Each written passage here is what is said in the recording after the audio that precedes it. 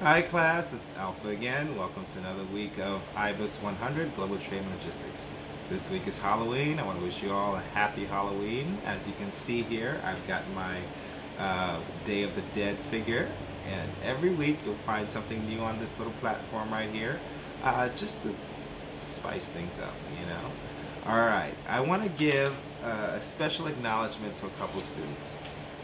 Sean, Mary, and Ryan.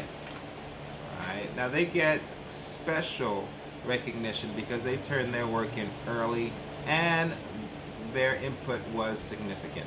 So, everybody else, I am not demeaning your efforts.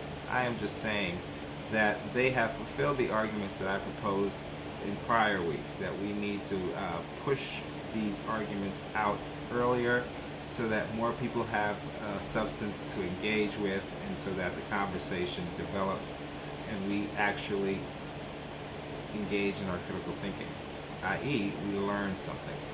So, therefore, for those three I mentioned, kudos, keep up the good work.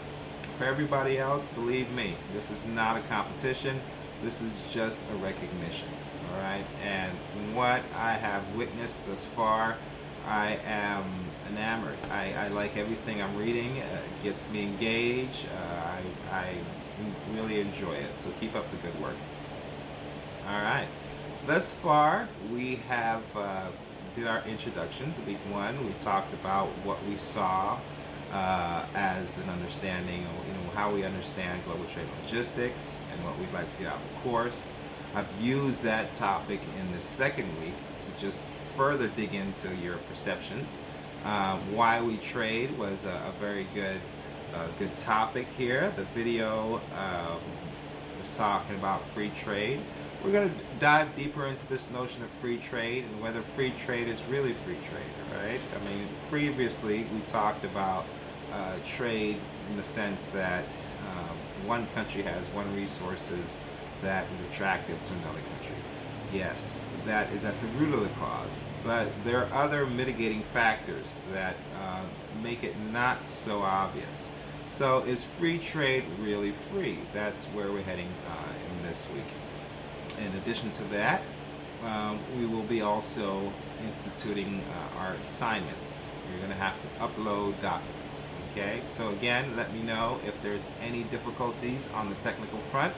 I'll address that, and we'll make sure that everybody in the course feels comfortable navigating through this online space. All right. I want to talk a little bit about where we're heading in the future. So, online education is good. You can address the content when you need to, and I feel that that is an absolute benefit. But there is one downfall: accountability. So I can't keep prefacing these videos by saying, "Remember to do this." I feel that that is something that is not professional, and it's definitely not up to par with the college education. So the way I see myself getting around this is to start putting in time hacks, if you will, for lack of a better term. So we will be using conference Zoom, right? We're going to try to get everybody in the same space at the same time. And we're going to use my office hours for that, right? So those are Tuesdays from 6:30 to 7:30, right? We're going to be using these office hours to get everybody to engage at once.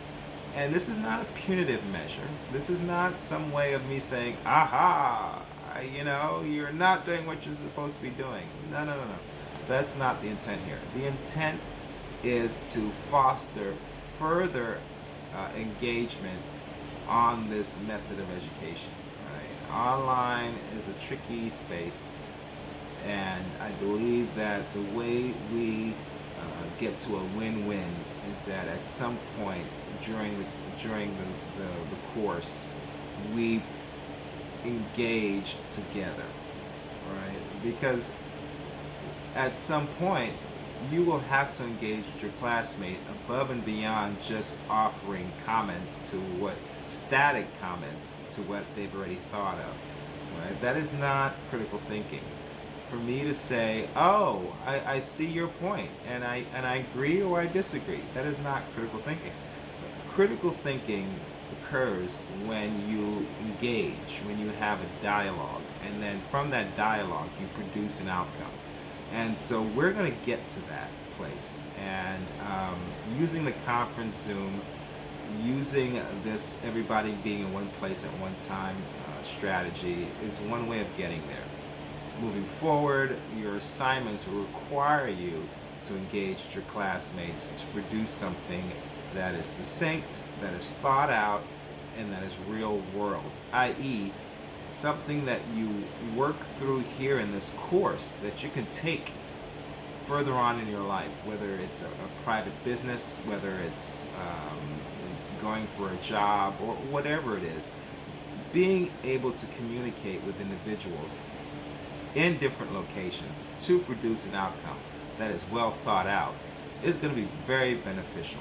And we're going to practice that. We're going to use this subject. We're going to use this method of instruction to make sure that we don't lose sight of what is really important in this course.